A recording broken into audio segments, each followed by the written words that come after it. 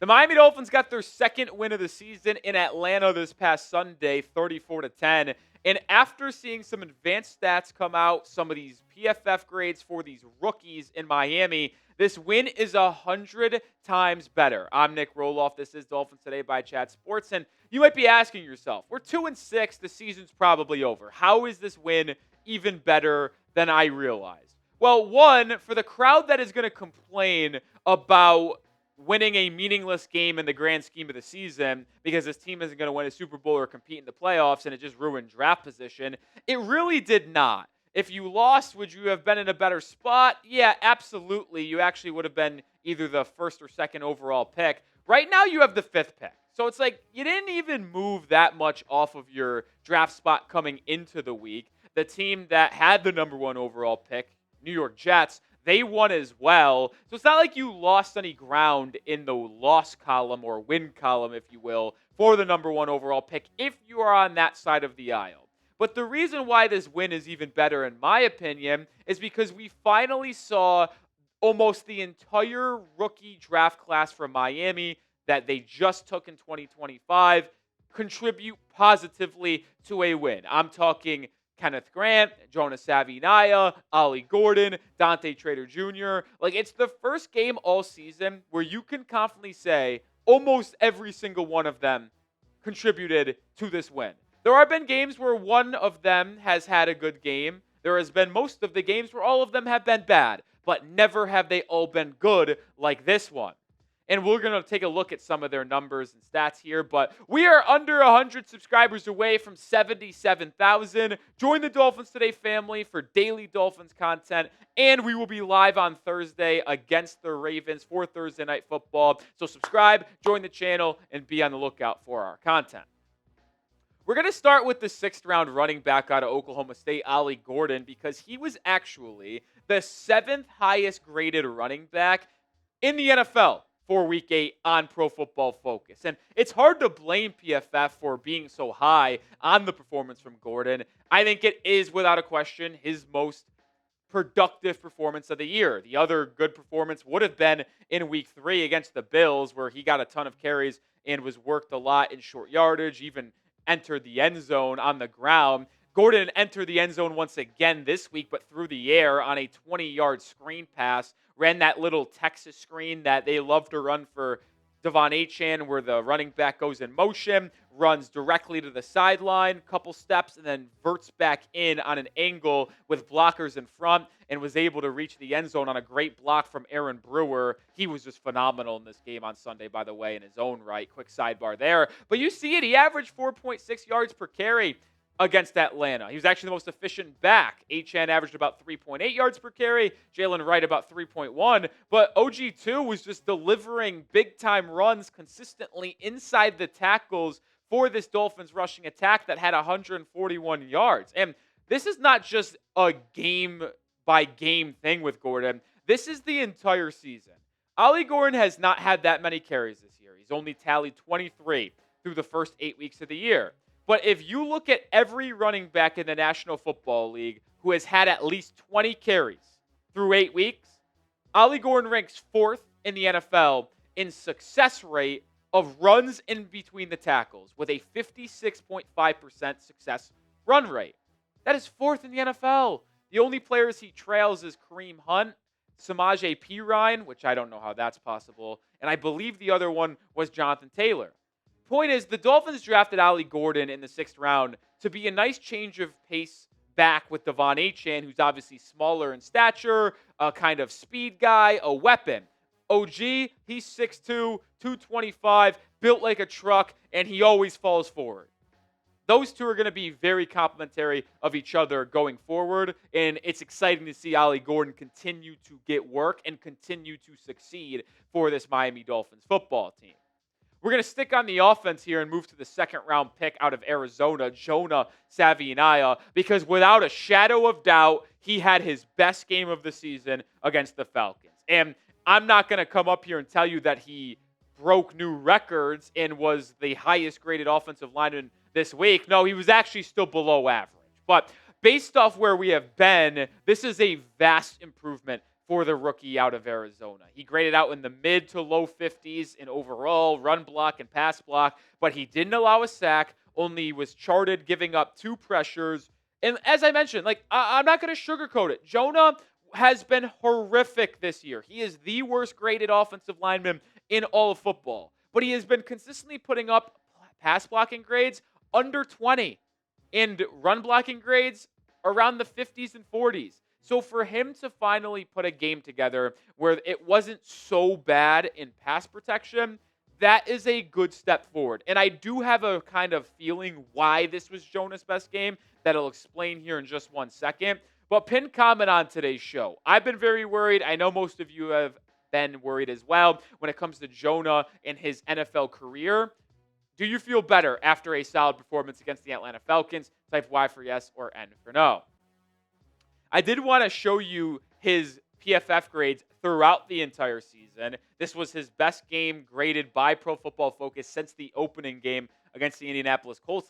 You look at the pass blocking grades, man. I mentioned under 20. How about under 10, where he's been there in 1, 2, 3, 4, 5 of the 8 games this season? But you do feel like he is getting a little bit better on a week-to-week basis. And one thing I do want to point out with this still being on screen is the consistent run blocking grades. Are they good? No. Are they elite? No. Are they below average? Yes. But they are his calling card. And that was his calling card coming out of Arizona. He was tagged as a better run blocker than a pass protector. He also was tagged as someone who fit really well in a zone run blocking scheme due to his athleticism and ability to pull and get to the second level. Well, why did he have the most success in his young NFL career this past week against Atlanta in comparison to the other years or weeks? It's because the run game was so much of a key and point driven in this week. They ran the ball 37 times, and we know Jonah's a better run blocker. So if you get him going, there has been a cliche out there is hey, you call some run plays to get your offensive linemen engaged. You get them firing off the line of scrimmage, get them physical, get them excited, and then you could have them bounce back in pass protection and be better. Well, if you have a more well-balanced offensive attack, it gives Jonah a fighting chance. When you are predictable and one-dimensional and you fall behind early to where you're throwing the ball 70% of the game and defenses can just pin their earbacks and rush the passer with no threat of the run game, well then, yeah, a smaller guard who struggles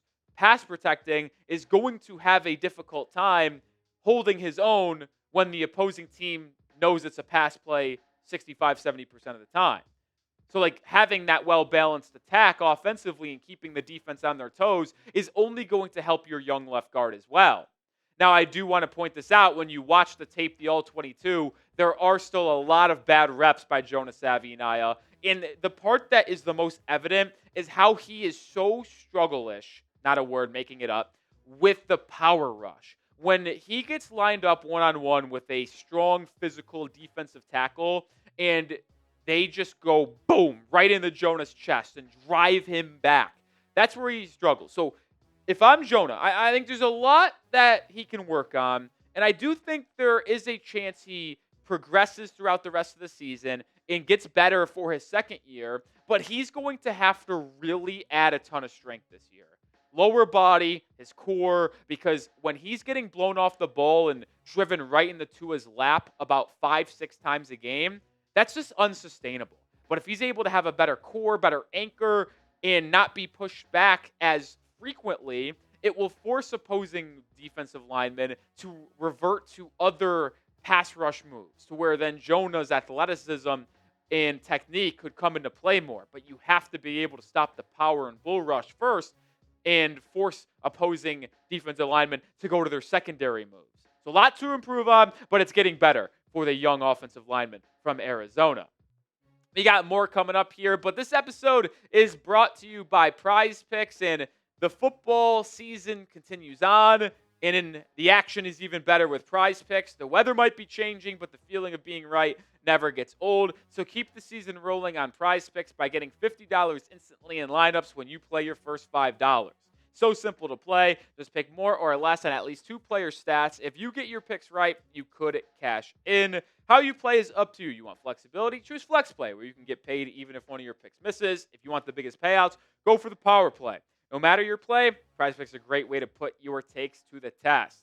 I had entry already placed for Monday Night Football. More than Matt Gay, half a field goal made, less than Patrick Mahomes passing yards, and more than Rashee Rice receiving yards. But just a couple hours before kickoff, Matt Gay was ruled out with his injury. So PrizePicks, they actually just remove him from the entry, and it will become a 2-player entry with Mahomes and Rashee Rice. Download the PrizePicks app today and use code CLNS to get $50 in lineups after you play your first $5 lineup.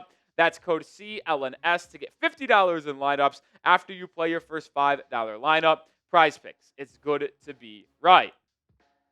Let's segue from the offensive rookies to the defensive rookies. And I want to start with the 5th-round safety out of Maryland, Dante Trader Jr., who actually was the 2nd highest graded safety by Pro Football Focus during NFL Week 8. Obviously, one more game to go between Washington and Kansas City. But Dante Trader Jr. played one heck of a ball game. He played in 37 snaps, the 3rd most at the safety position. Miami only played 3 safeties, Dash and Davis getting banged up super early on a special teams play. But Dante Trader Jr. received an 83.7 overall grade, and he really excelled in coverage. 80.6 grade by Pro Football Focus. Did not allow a single reception. Wasn't technically targeted, but did have a really nice PBU in a zone scheme. It was actually such a great play. The Falcons had a perfectly dialed up corner route against cover 2. Miami was running a little cover 2. The wide receiver, Kadero Hodge, sneaks past that short zone flat right near the boundary before the stick, so he gets behind him. And Dante Trader Jr. reads that. No vertical route, so he doesn't have to worry about getting beat over the middle of the field. Breaks on the ball from Kirk Cousins. And as the ball gets to Kadero Hodge's hands on the sideline, Trader Jr. comes in and smacks it out and forces the incompletion. That just shows the instincts and the recovery speed that Dante Trader Jr. possesses. It's why Miami was so high on him when they drafted him in the 5th round and believe that he could be a leader on the back end of this defense for years to come.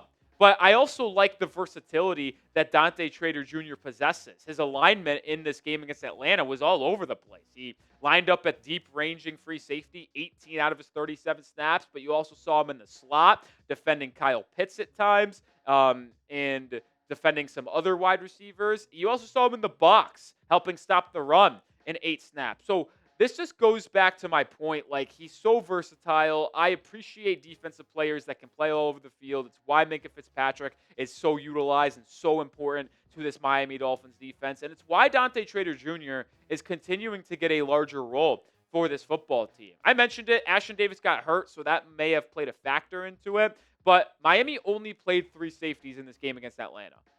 Minkah Fitzpatrick played 43 snaps. Ifeatu Melifonwu played 44. And Dante Trader Jr. played 37.